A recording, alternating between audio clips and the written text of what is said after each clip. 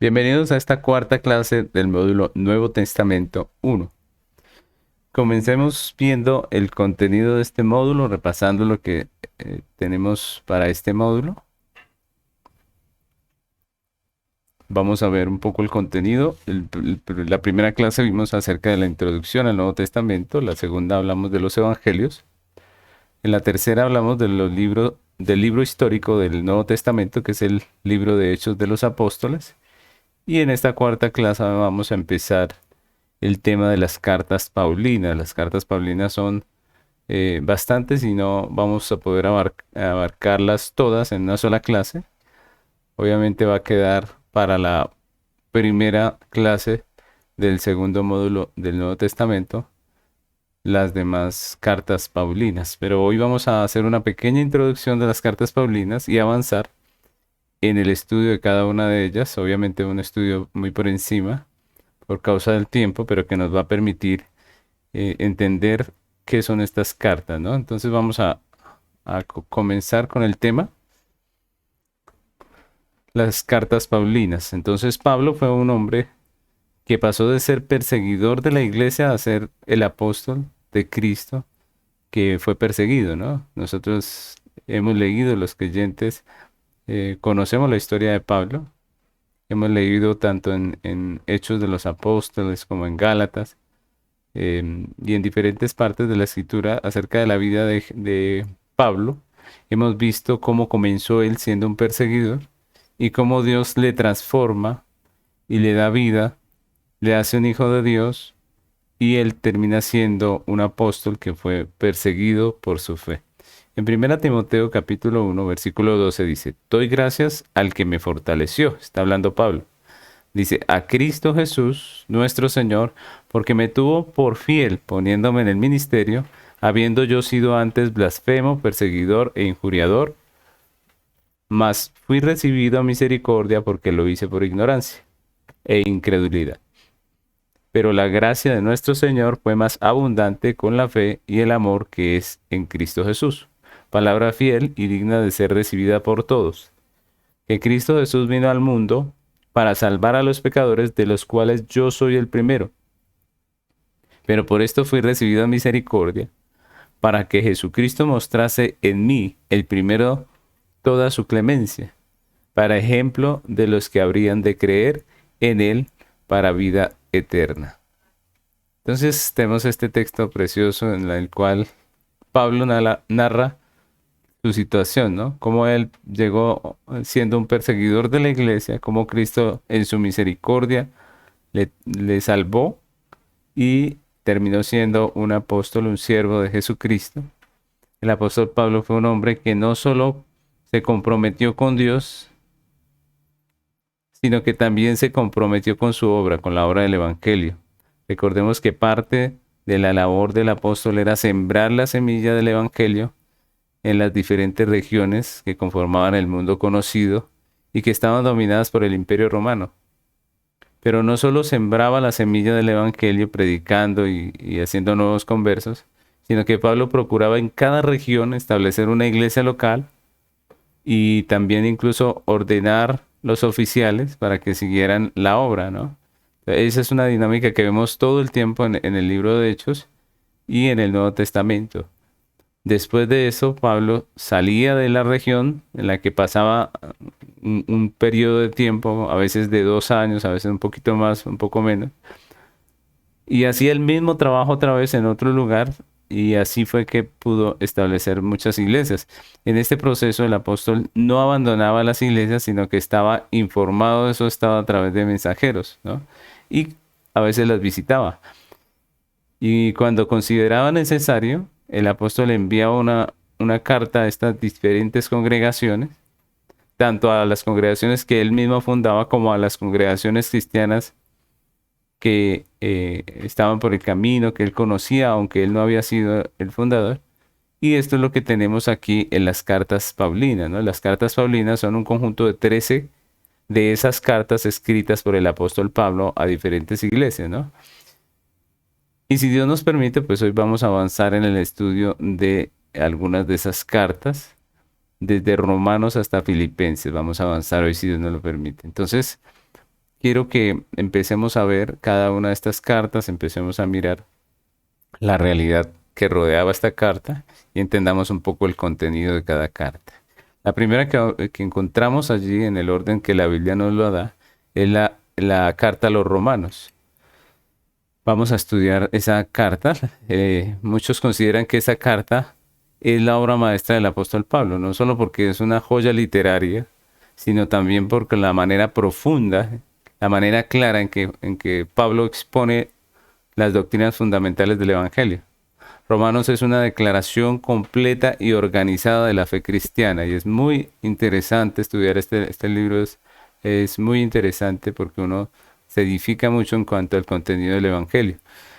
Por ejemplo, tenemos aquí unos versículos en Romanos 5, del 6 al 9, que dice: porque Cristo, cuando aún éramos débiles, a su tiempo murió por los impíos. Ciertamente, apenas morirá alguno por un justo, con todo pudiera ser que alguno osara morir por el bueno. Mas Dios muestra su amor para con nosotros, en que siendo aún pecadores, Cristo murió por nosotros. Pues mucho más, estando ya justificados en su sangre, por él seremos salvos de la ira.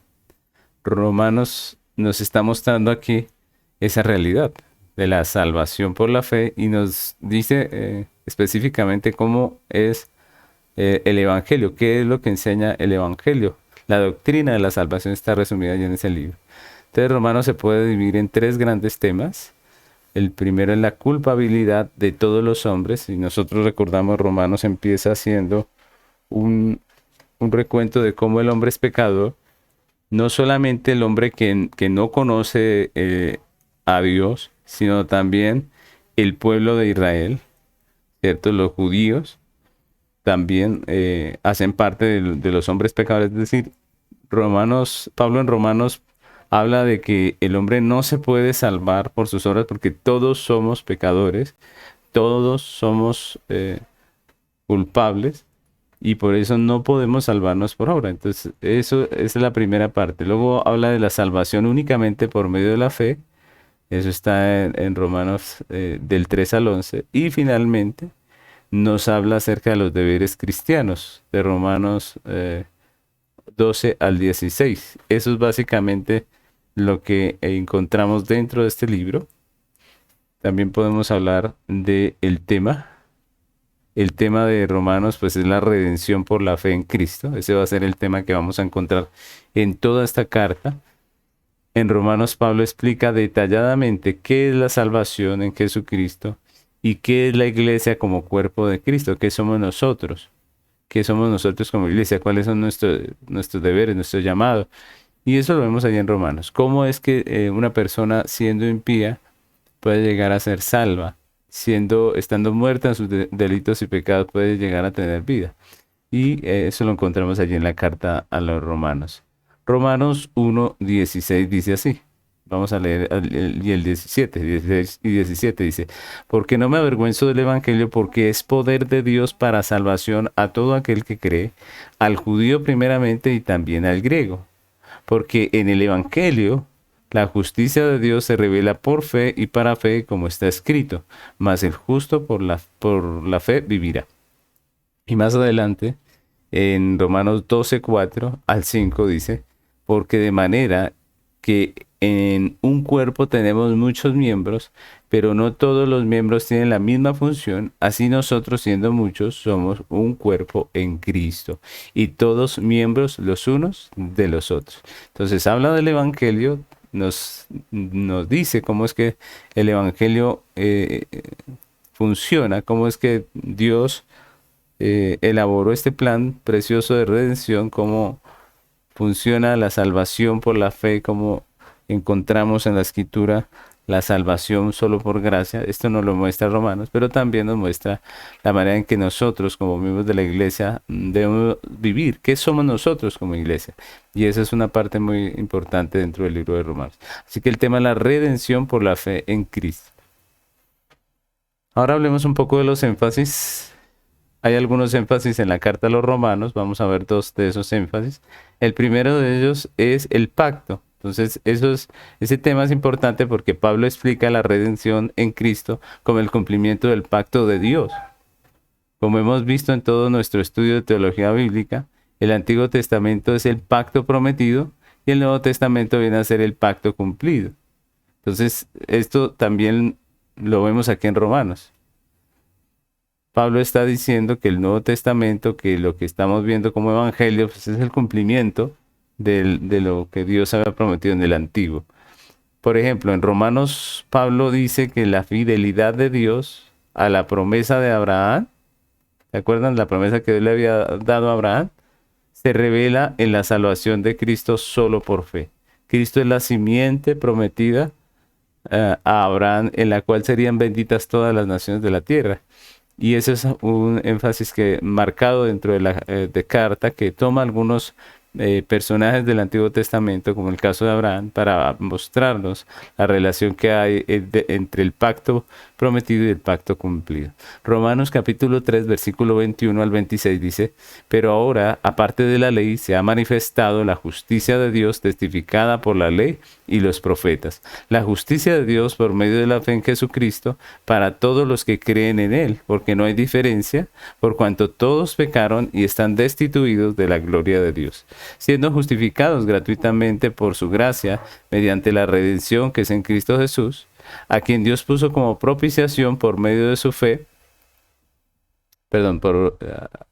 a quien Dios puso como propiciación por medio de la fe en su sangre, para manifestar su justicia a causa de haber pasado por alto en su paciencia los pecados pasados, con la mira de manifestar en este tiempo su justicia, a fin de que Él sea el justo y el que justifica al que es de la fe de Jesús. Entonces miren lo claro que está dentro de este texto, el tema del pacto, el tema de que Dios está cumpliendo aquel pacto que hizo con su pueblo.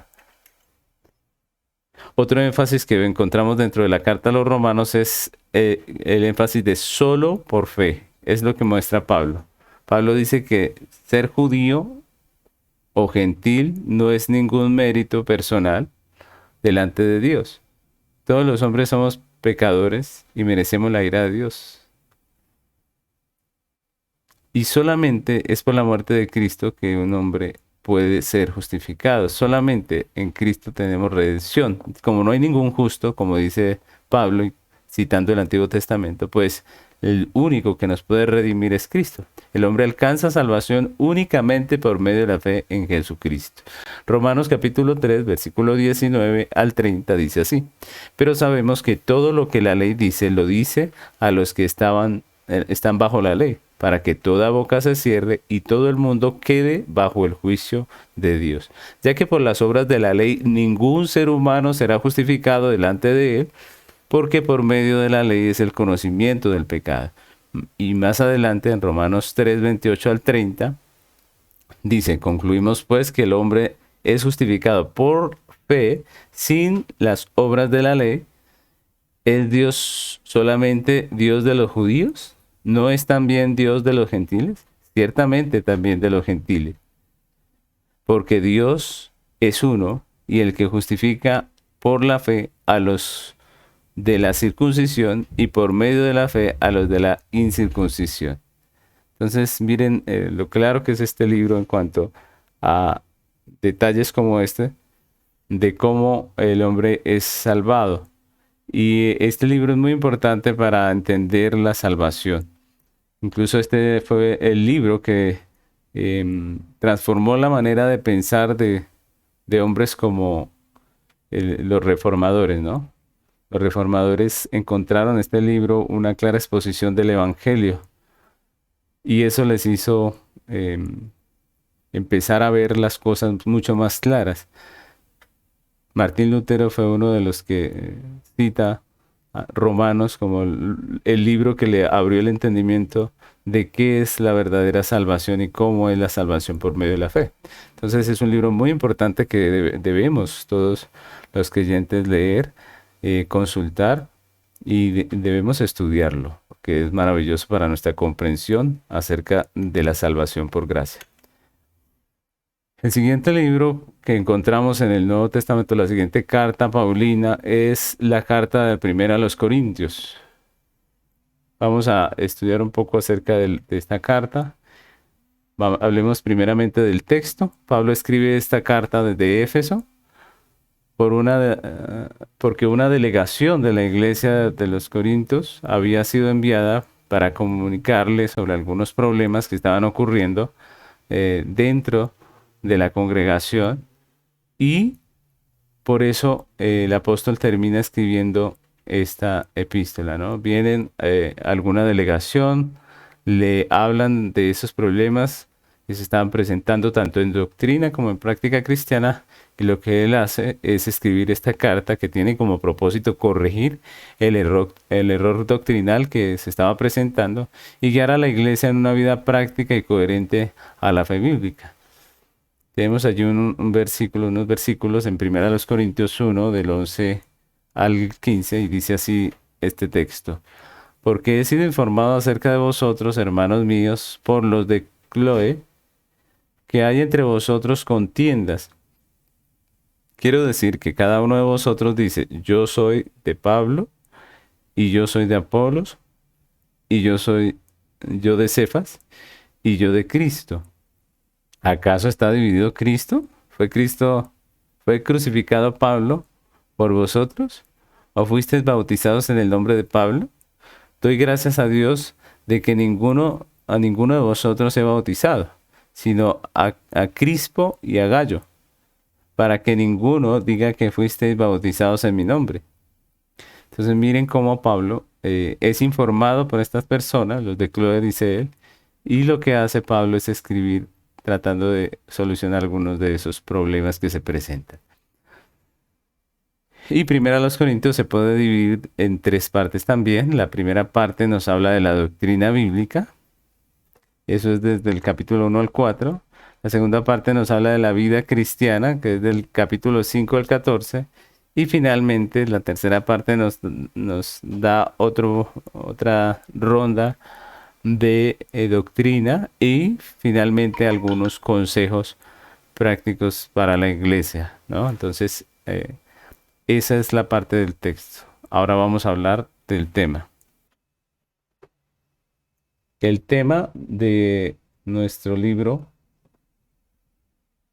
va a ser la doctrina y la práctica bíblica. La doctrina y la práctica bíblica.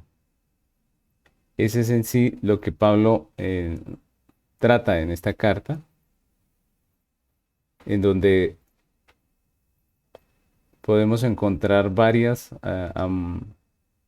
temas diferentes que tienen que ver con la iglesia eh, que estaban viviendo ellos, que estaban teniendo ellos allí como congregación.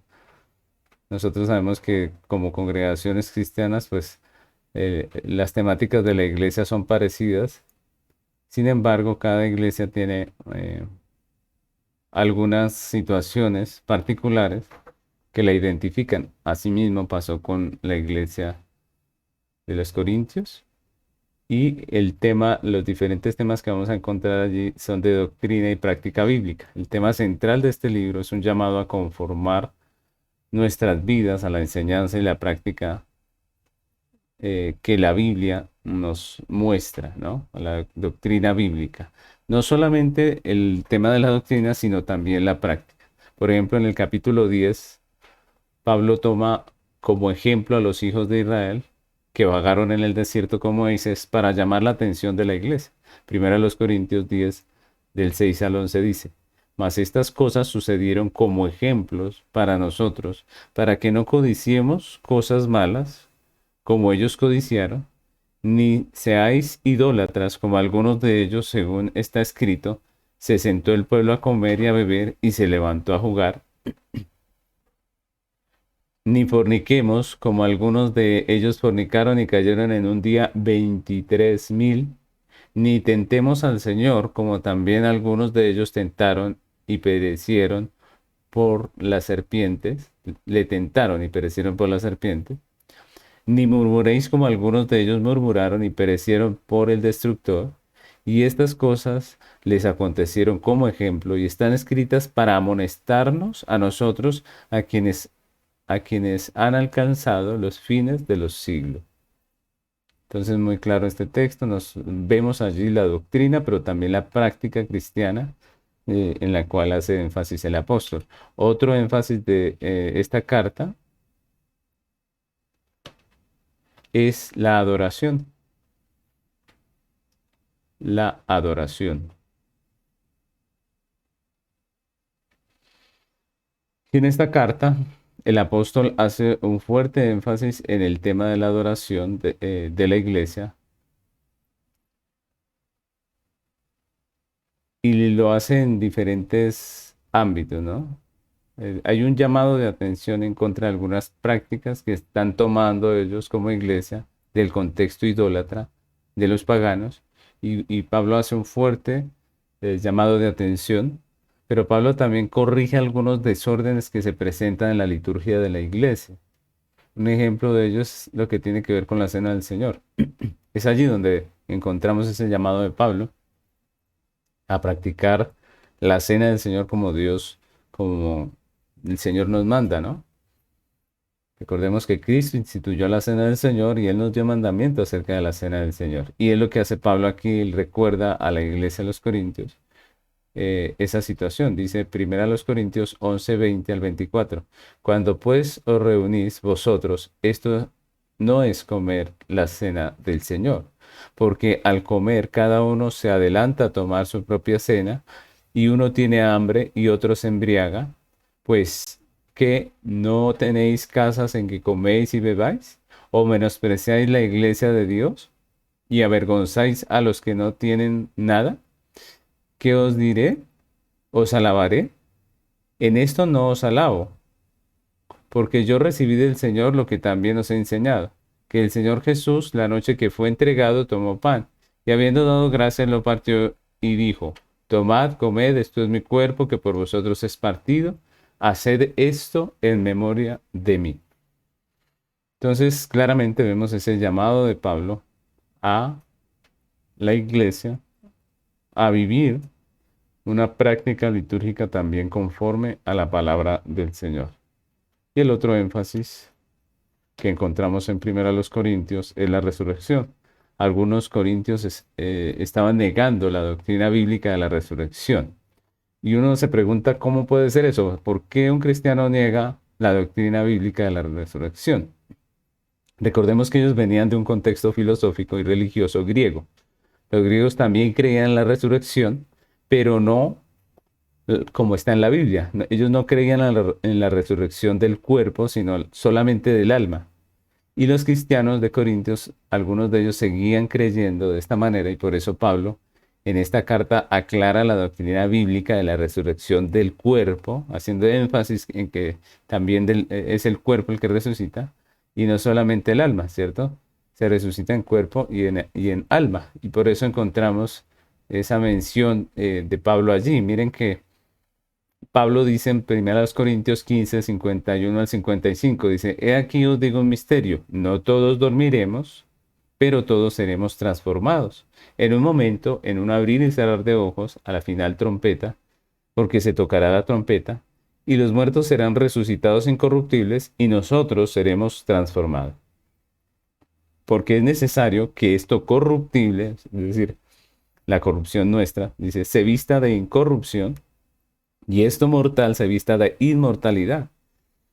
Y cuando esto corruptible se haya vestido de incorrupción y esto mortal se haya vestido de inmortalidad, entonces se cumplirá la palabra que está escrita: sorbida es la muerte en victoria.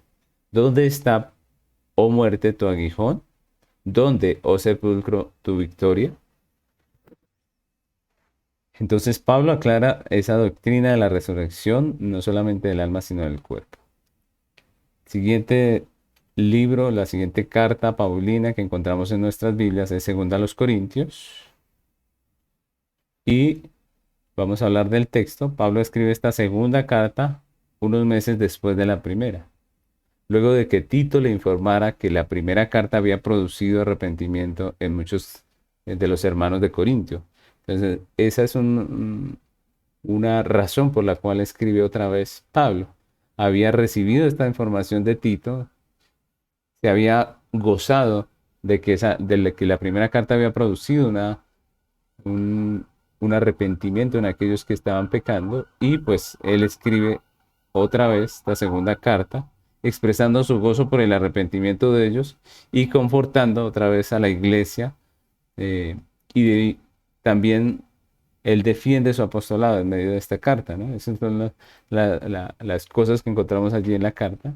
Tenemos aquí esta cita de 2 Corintios 1 del 3 al 5 que dice: Bendito sea el Dios y Padre de nuestro Señor Jesucristo, Padre de misericordia y Dios de toda consolación, el cual nos consuela en todas nuestras tribulaciones, para que podamos también nosotros consolar a los que están en cualquier tribulación, por medio de la consolación con que nosotros somos consolados por Dios.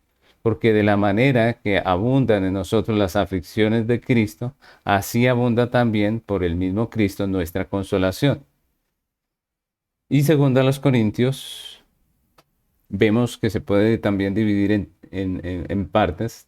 Tal vez vamos a ver 4 partes en las que se puede dividir esta carta. La primera nos habla acerca de Pablo confrontando, confortando a la iglesia. Recordemos que ellos estaban afligidos por su pecado, y lo que hace Pablo después de ver la aflicción de ellos es animarlos, en medio de ese arrepentimiento, ¿no? Animarles. Y la segunda parte nos habla del ministerio del apóstol. Recordemos que en esto eh, Pablo se presenta como apóstol, y lo que hace es hablar también de su ministerio.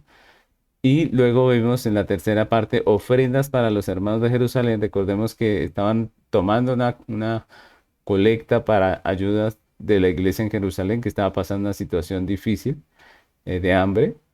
Y finalmente vemos la defensa del apostolado de Pablo. Ese es básicamente lo que encontramos en 2 Corintios. Y vamos a hablar un poco del tema. El tema de 2 Corintios es el evangelio de la reconciliación. La amonestación de Pablo en la primera carta hace parte del llamado del evangelio al arrepentimiento. Así debe ser. Dios siempre a nosotros los pecadores nos llama al arrepentimiento, y tiene como fin la contrición del pecador, que le lleva a la reconciliación con Dios. ¿Cuál es el fin de predicar el evangelio que nos confronta con nuestro pecado? Pues el arrepentimiento, y ese arrepentimiento nos lleva a la reconciliación, no solamente con el prójimo, porque nosotros pecamos contra el prójimo, sino también con Dios, que es nuestro Señor, que es nuestro Rey, el que legisla sobre nosotros. Entonces, de eso se trata esta epístola, ¿no? Esta carta. Por eso Pablo se goza en el arrepentimiento de los corintios, porque eso les llevó a la reconciliación, no solamente con los hermanos, porque recordemos que había problemas con los hermanos, pero también con Dios principalmente. Y tenemos aquí este texto de 2 Corintios 7, 9 al 11, que dice: Ahora me gozo no porque hayáis sido contristados, sino porque fuisteis contristados para arrepentimiento, porque habéis sido contristados según Dios, para que ninguna pérdida padecieseis por nuestra parte. Porque la tristeza que es según Dios produce arrepentimiento para salvación, de la que no hay que arrepentirse, pero la tristeza del mundo produce muerte. Porque aquí esto mismo de que hayáis sido contristados según Dios, ¿qué solicitud produjo en vosotros? ¿Qué defensa? ¿Qué indignación? ¿Qué temor? ¿Qué ardiente afecto? ¿Qué celo? ¿Y qué vindicación? En todo os habéis mostrado limpios en el asunto. Entonces miren la defensa de Pablo de la verdad. Miremos el tema del arrepentimiento que viene de Dios, el ser contristados, y eso es muy importante. Cuando somos contristados por la palabra, cuando nos somos confrontados por la palabra, esa confrontación debe causar a nosotros dolor. En el impío causa rebeldía, ¿cierto? Y no quiere sujetarse, no quiere reconocer, pero el creyente debe saber que el evangelio nos confronta precisamente para que nos podamos reconciliar, para que podamos solucionar, para que podamos arreglar lo que está mal. Y eso es lo que vemos en esta carta. Ahora hablemos un poco de los énfasis. El primer énfasis que encontramos en 2 Corintios es la generosidad. Pablo dedica una parte de esta carta a llamar a los corintios a la generosidad con la iglesia de Jerusalén. Recordemos que estaba pasando un tiempo difícil y se toma una ofrenda con el fin de poder llevar y sustentar esa iglesia que estaba pasando por esta situación. Y Pablo les habla de su deber como hermanos, ¿cierto? Pero también les anima eh, hablándoles de la recompensa de la generosidad que Dios da. Dios recompensa la generosidad nuestra, aunque es nuestra obligación, ¿cierto? Aunque es nuestro llamado como hermanos, también vemos que hay una recompensa, ¿no? Entonces, segundo a los Corintios 8, versículos 7 al 11 dice, por tanto, como en todo abundáis en fe, en palabras, en ciencia, en toda solicitud y en vuestro amor para con nosotros, abundad también en esta gracia. No hablo como quien manda, sino para poner a prueba por medio de la diligencia de otros, también la sinceridad del amor vuestro, porque ya conocéis la gracia de nuestro Señor Jesucristo, que por amor a vosotros se hizo pobre siendo rico, para que vosotros con su pobreza fueseis enriquecidos. Y y en esto doy mi consejo, porque esto os conviene a vosotros, que comenzasteis antes, no solo a hacerlo, sino también a quererlo desde el año pasado. Ahora pues llevad también a cabo el hacerlo para que como estuvisteis prontos a querer, así también lo estéis a cumplir conforme a lo que tengáis. Un llamado, ¿no? Y en medio de una situación difícil en la vida de los hermanos, pues debemos ayudar. Esa es nuestra responsabilidad. Pero eso no tampoco debe confundirse con el asistencialismo, ¿no? Algunos piensan que la iglesia está llamada a ser asistencialista y eso no es lo que la Biblia enseña. La iglesia no es un centro de caridad. La misión de la iglesia es el evangelio y no la obra social. La iglesia ayuda cuando hay una situación específica de un hermano en la congregación, pero no somos asistencialistas. Hay iglesias que confunden su propósito y terminan alentando el pecado de la pereza y la ociosidad en sus miembros, y eso no está bien. La Biblia nos llama a todos a trabajar y la Biblia dice específicamente que el que no trabaje, que no coma. Otro énfasis que encontramos allí en 2 los Corintios es que Pablo defiende su apostolado, ¿no? Entonces los enemigos de Pablo habían puesto en duda el apostolado y algunos creyentes corintios habían sido afectados por lo que decían estos hombres. Y Pablo dedica una parte de su carta a la defensa de su apostolado. En 2 Corintios 11, del 22 al 26 dice, ¿son hebreos? Yo también. ¿Son israelitas? Yo también. ¿Son descendientes de Abraham? Yo también yo. ¿Son ministros de Cristo? Como si estuviera loco hablo. Yo más, en trabajos más abundantemente, en azotes sin número, en cárceles más, en peligros de muerte muchas veces. De los judíos 5 veces he recibido 40 azotes menos uno.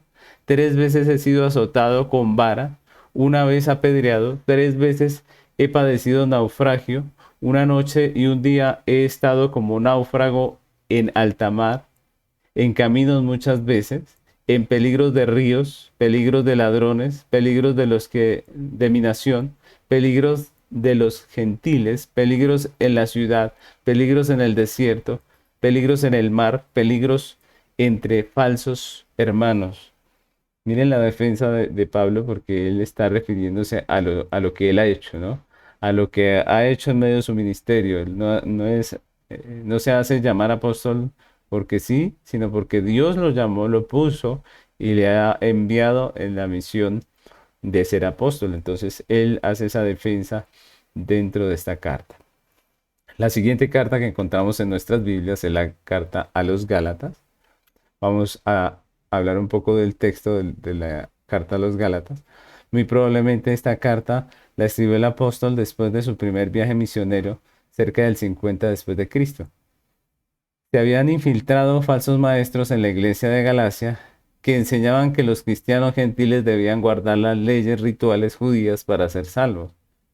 Y Pablo escribe esta carta reafirmando la doctrina de la justificación solo por la fe, ¿no? Este es un tema que se ha presentado muchas veces en la iglesia. El hombre en su orgullo quiere atribuirse la salvación a él mismo, pero La Biblia nos muestra que la salvación es un regalo de Dios, que solamente el hombre puede ser salvo por la fe. Entonces Pablo lo que hace en esta carta es esa defensa de la salvación solo por la fe. Leemos en Gálatas 3, versículos 1 al 4, que dice: Oh Gálatas insensatos, ¿quién os fascinó para no obedecer a la verdad? A vosotros, ante cuyos ojos Jesucristo fue ya presentado claramente entre vosotros como crucificado. Esto solo quiero saber de vosotros: ¿recibiste el Espíritu por las obras de la ley o por el oír con fe? ¿Tan necios sois? Habiendo comenzado por el Espíritu, ¿ahora vais a acabar por la carne? ¿Tantas cosas habéis padecido en vano? Si es que realmente fue en vano. Entonces vemos esa amonestación enérgica de Pablo contra los Gálatas por haberse apartado tras estos falsos maestros. Gálatas se puede dividir en tres partes también. El testimonio de Pablo es la primera parte, que va en Gálatas del 1 al 2. La segunda es la justificación solo por fe, que va de Gálatas 3 al 4. Y la tercera parte es andando en el Espíritu, que es los capítulos finales del 5 al 6. Entonces, ese es básicamente el contenido de esta carta, del texto. Vamos a pasar a hablar del tema. El tema de Gálatas es que el hombre solo puede ser justificado en Cristo. El tema central de este libro es que los hombres somos pecadores y somos enemigos de Dios y no podemos ser justificados por nuestras obras. El único que puede justificarnos es Dios en Cristo, ¿no? El único que puede darnos salvación es Dios a través de Cristo. Y esto es un asunto que resalta el apóstol Pablo. El único evangelio verdadero que se ha predicado a través de toda la historia, de redención, nos lleva siempre a depender absolutamente de la obra de Cristo como Cordero inmolado para el perdón de nuestros pecados y nuestra justificación. Y eso es importante. Muchas iglesias o muchos pastores, maestros enseñan como si el Antiguo Testamento hubiese sido por la ley y el Nuevo por la gracia. Y el asunto con eso es que la Biblia dice que ningún hombre nunca se ha salvado por las obras. Nadie ha podido cumplir la ley de tal manera que se haya salvado. Entonces debemos tener cuidado con esto. Porque en el Antiguo Testamento vemos la gracia y en el Nuevo también vemos la ley. El Antiguo y el Nuevo no son dos cosas contrarias, no son antagónicos. Más bien, el Antiguo Testamento es la promesa y el Nuevo es el cumplimiento. Eso es lo que la Biblia nos muestra. Entonces, en Gálatas vemos esa realidad. Gálatas 3, del 10 al 14, miren lo que dice. Dice: porque todos los que dependen de las obras de la ley están bajo maldición. Pues escrito está: maldito todo aquel que no permanece en todas las cosas escritas en el libro de la ley para hacerlas. Y que por la ley ninguno se justifica para con Dios es evidente, porque el justo por la fe vivirá. Y la ley no es de fe, sino que dice: el que hiciere estas cosas vivirá por ellas. Cristo nos redimió de la maldición de la ley, hecho por nosotros maldición, porque está escrito: maldito todo el que es colgado en un madero, para que en Cristo Jesús la bendición de Abraham alcanzase a los gentiles, a fin de que por la fe recibiésemos la promesa del Espíritu. Claramente el apóstol Pablo nos habla allí que ninguno se justifica para con Dios por la ley. Y está citando el Antiguo Testamento cuando dice: más el justo por la fe vivirá. Entonces eso es algo que nos debe quedar muy claro y que el apóstol Pablo nos recuerda aquí en Gálatas, ¿no? Vamos a hablar de los énfasis de Gálatas. El primer énfasis que encontramos en el libro de Gálatas es el único evangelio. Entonces, en esta carta Pablo hace una férrea defensa del evangelio bíblico.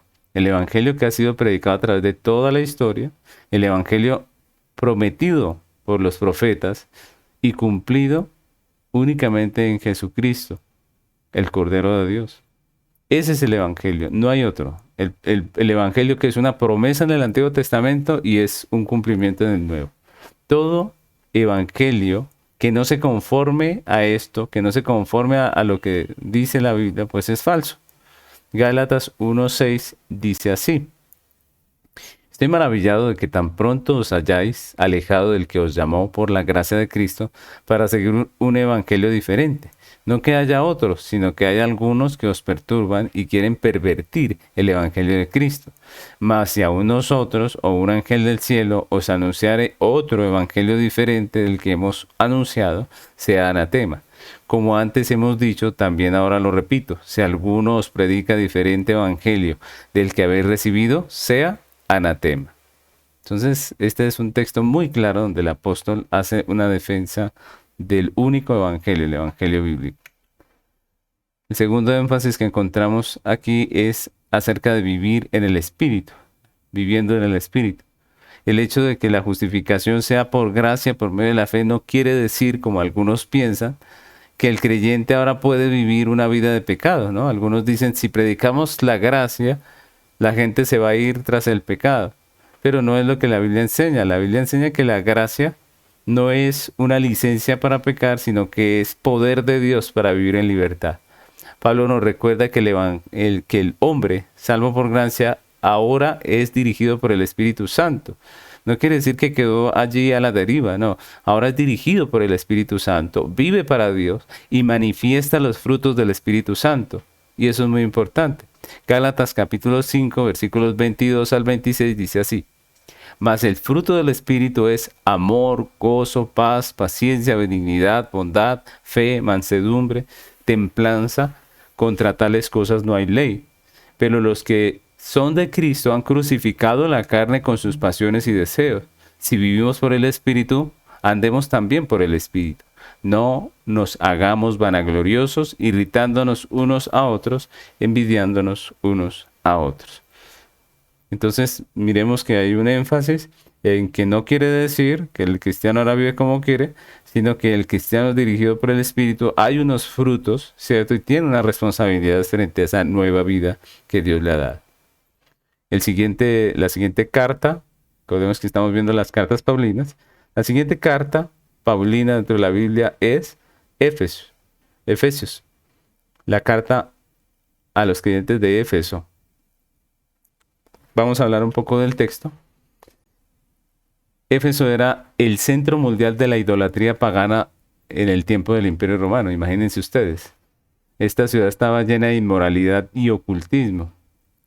Y los creyentes de Éfeso venían de ese contexto pagano. Imagínense cómo era esa iglesia, ¿no? Ellos todavía tenían muchos de ese contexto en su vida. Y en esta carta lo que Pablo hace es explicarles lo que es ser un creyente en Cristo. Les llama la atención, les amonesta, les explica, porque el contexto donde vienen pues es un contexto muy difícil. Y lo que hace Pablo es enseñar lo que significa ser un creyente. Efesios capítulo 2 versículos 11 al 13 dice así: Por tanto, acordaos de que en otro tiempo vosotros los gentiles en cuanto a la carne erais llamados incircuncisión por la llamada circuncisión hecha con mano de carne. En aquel tiempo estabais sin Cristo, alejados de la ciudadanía de Israel y ajenos a los pactos de la promesa, sin esperanza y sin Dios en el mundo. Pero ahora en Cristo Jesús, vosotros que en otro tiempo estabais lejos, habéis sido hechos cercanos por la sangre de Cristo. Entonces Efesios se puede dividir en tres partes también. La primera nos habla de la soberana gracia de Dios. Recordemos que ese primer capítulo es un capítulo que nos habla de la gracia, de cómo Dios nos llamó a salvación, nos escogió antes de la fundación del mundo, ¿no? Luego viene el segundo punto que encontramos allí, es la unidad del pueblo de Dios en Cristo, que es Efesios capítulo 2 y 3. Y el tercer punto es viviendo como hijos de luz, que es donde nos hace un llamado precisamente a vivir una vida cristiana como nuestra fe demanda, ¿no? Entonces, esto va del capítulo 4 al capítulo 6. Y ese es lo que vamos a ver del texto. Ahora quiero que pasemos a hablar del tema. El tema de la carta a la iglesia en Éfeso es la iglesia en Cristo. Precisamente lo que va a estar tratando el apóstol Pablo en esta carta es acerca de lo que es la iglesia. El apóstol se preocupa por concientizar a los creyentes de su papel como cuerpo de Cristo, de la lucha contra el enemigo, esa lucha que sostenemos como creyentes contra el enemigo, de la importancia de estar unidos, del propósito eterno de Dios para con nosotros en Cristo, y todas estas cosas las vemos allí dentro de esa carta. Aquí tenemos un ejemplo en estos versículos de Efesios capítulo 4, versículos 11 al 16. Dice: y él mismo constituyó a unos apóstoles, a otros profetas, a otros evangelistas, a otros pastores y maestros, a fin de perfeccionar a los santos para la obra del ministerio, para la edificación del cuerpo de Cristo, hasta que todos lleguemos a la unidad de la fe y del conocimiento del Hijo de Dios, a un varón perfecto, a la medida de la estatura de la plenitud de Cristo, para que ya no seamos niños fluctuantes llevados por doquiera de todo viento de doctrina por estratagema de hombres que para engañar emplean con astucia las artimañas del error, sino que siguiendo la verdad en amor crezcamos en todo en aquel que es la cabeza, esto es Cristo, de quien todo el cuerpo, bien concertado y unido entre sí por todas las coyunturas que se ayudan mutuamente, según la actividad propia de cada miembro, recibe su crecimiento para ir edificándose en amor. Ese es un texto que resume lo que es prácticamente esta epístola, esta carta, y vemos ese tema marcado de la iglesia, ¿no? La iglesia en Cristo. Vamos a hablar de los énfasis de la carta de Efesios. El primero que encontramos allí es el soberano decreto y providencia de Dios.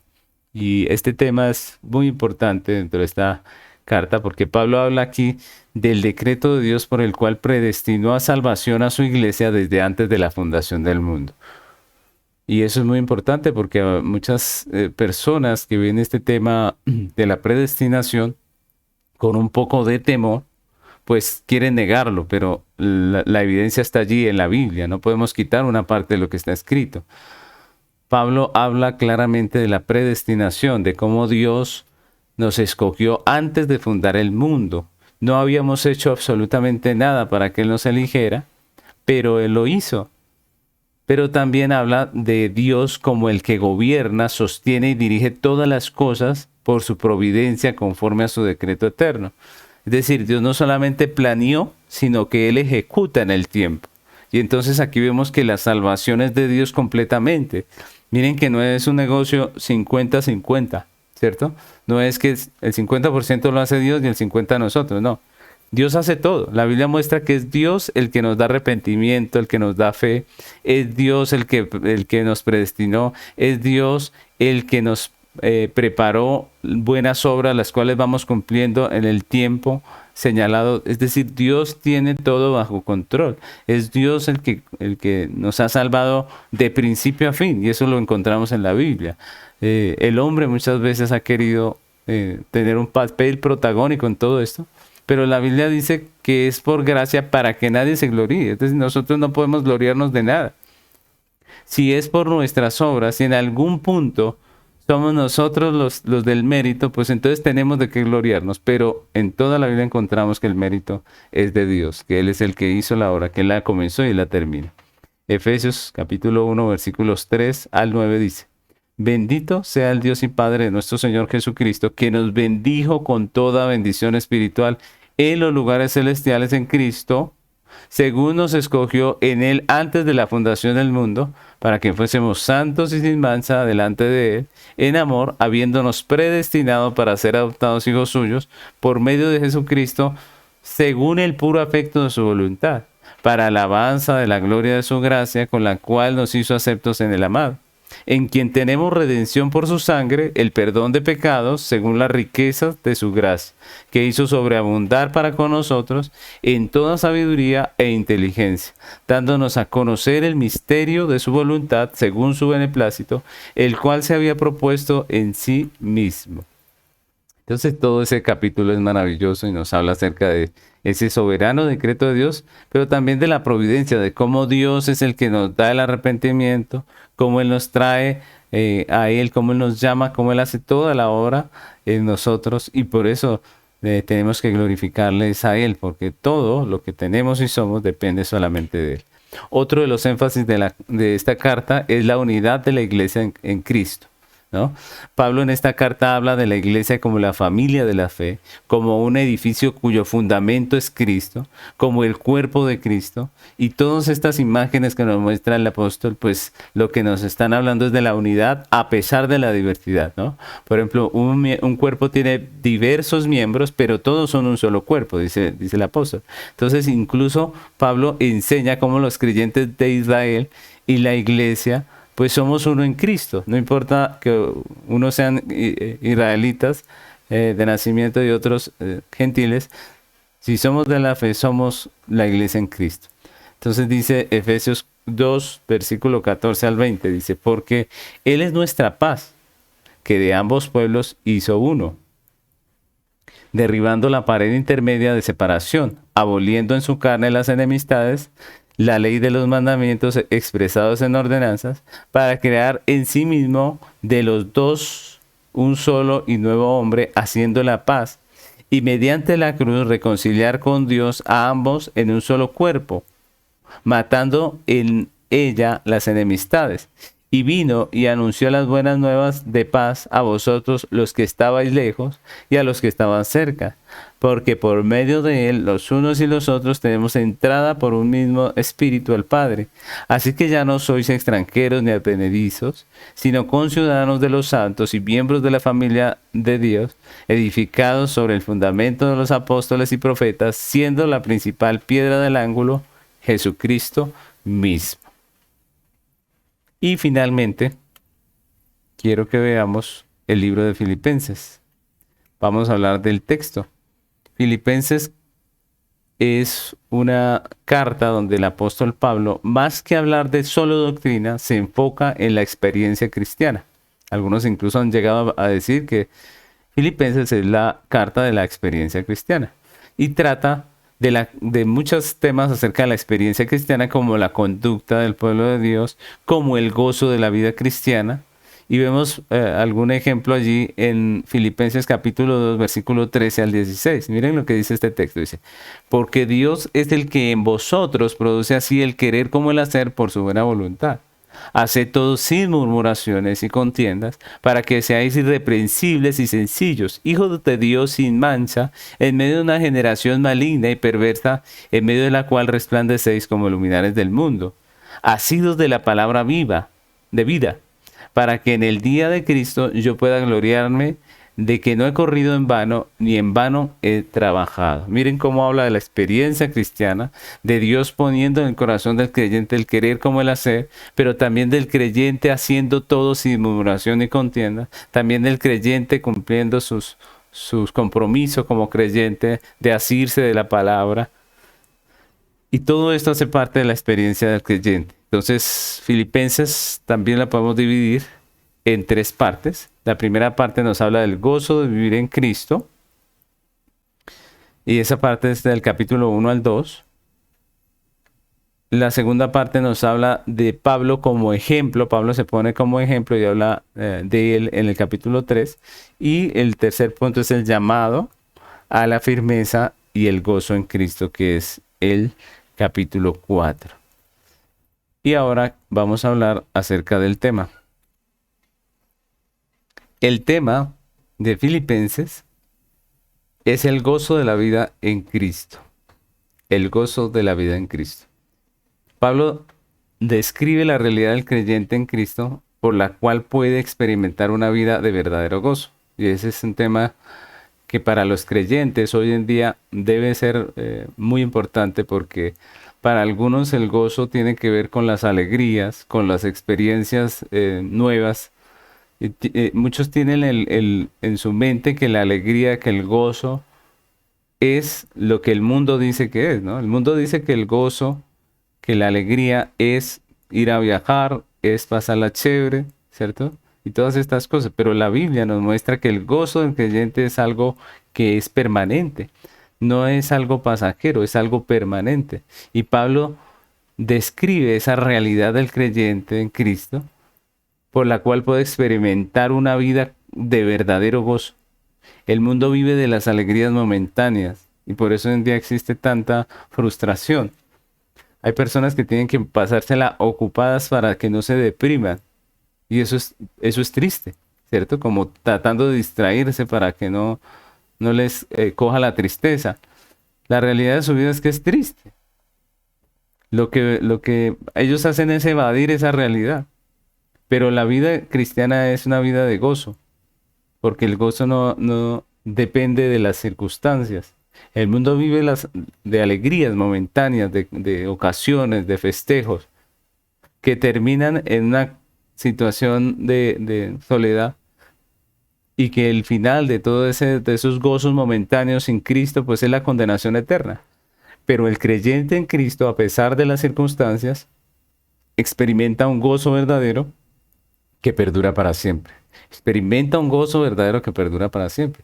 Sí, tenemos situaciones de tristeza, obviamente. Pasamos situaciones de aflicción, claro que sí. No es cierto lo que dicen por ahí que no puede estar triste el corazón que teme a Cristo, ¿no? Eso no es cierto, porque nosotros sí estamos tristes muchas veces. Pero hay un gozo dentro de nuestro corazón que nadie nos puede quitar, que es el gozo de la vida cristiana, la vida en Cristo. Y por eso Pablo, el apóstol, llama a la iglesia a regocijarse. En medio de las circunstancias más difíciles, a regocijarse. En medio de cualquier situación, a sentir ese gozo de la salvación, de estar en Cristo, de haber sido redimidos, de pertenecer a esa familia de Dios. Dice Filipenses capítulo 4, versículos 4 al 9. Dice, regocijaos en el Señor siempre. Otra vez os digo, regocijaos. Vuestra gentileza sea conocida a todos los hombres. El Señor está cerca. Por nada estéis afanosos, sino sean conocidas vuestras peticiones delante de Dios en toda oración y ruego con acción de gracias. Y la paz de Dios, que sobrepasa todo entendimiento, guardará vuestros corazones y vuestros pensamientos en Cristo Jesús. Por lo demás, hermanos, todo lo que es verdadero, todo lo honesto, todo lo justo, todo lo puro, todo lo amable, todo lo que es de buen nombre, si hay virtud alguna, si algo digno de alabanza, en esto pensad. Lo que aprendisteis y recibisteis y oísteis de mí, en mí esto haced y el Dios de paz estará con vosotros. Miren cómo esta parte de la carta Pablo nos habla acerca de descansar en Dios. De que hay situaciones difíciles, claro que sí, pero que no debemos afanarnos sino poner delante de Dios nuestras peticiones, de vivir gozosos porque estamos en las manos de Dios y eso es algo que nosotros como creyentes debemos tener claro. Estamos en las manos de Dios. Vamos a hablar de los énfasis de la carta a los filipenses. El primer énfasis que encontramos, o vamos a hablar de solo un énfasis, el énfasis de la humildad, de la humildad. Y es un énfasis que encontramos en esta carta que es muy marcado. Y Pablo lo que hace es un llamado a los creyentes a ser humildes, poniendo como ejemplo al Señor Jesucristo. Recordemos que el orgullo es el que trae contienda, el orgullo es el que trae división a las iglesias, el orgullo es el que trae odios y resentimientos. Pero Pablo nos llama a la humildad y pone como ejemplo al mejor ejemplo que tenemos para todo, que es a nuestro Señor Jesucristo. Filipenses capítulo 2 versículos 5 al 11 dice, haya pues en vosotros este sentir que hubo también en Cristo Jesús, el cual siendo en forma de Dios no estimó ser igual a Dios como cosa que aferrarse, sino que se despojó a sí mismo, tomando forma de siervo, hecho semejante a los hombres, y estando en la condición de hombre, se humilló a sí mismo, haciéndose obediente hasta la muerte y muerte de cruz. Por lo cual Dios también lo exaltó hasta lo sumo y le dio un nombre que es sobre todo nombre, para que en el nombre de Jesús se doble toda rodilla de los que están en los cielos y en la tierra y debajo de la tierra, y toda lengua confiese que Jesucristo es el Señor, para gloria de Dios Padre. Miren cómo el mejor ejemplo de humildad nos lo da el mismo Salvador, que se despojó de sí mismo para hacerse hombre y para hacerse siervo, para redimirnos. Así que esta carta nos hace un llamado a la humildad. Y con esta carta terminamos la clase de hoy. Si Dios nos lo permite, pues estaremos estudiando en la próxima clase las siguientes cartas paulinas y avanzaremos en nuestro estudio del Nuevo Testamento. Dios los bendiga.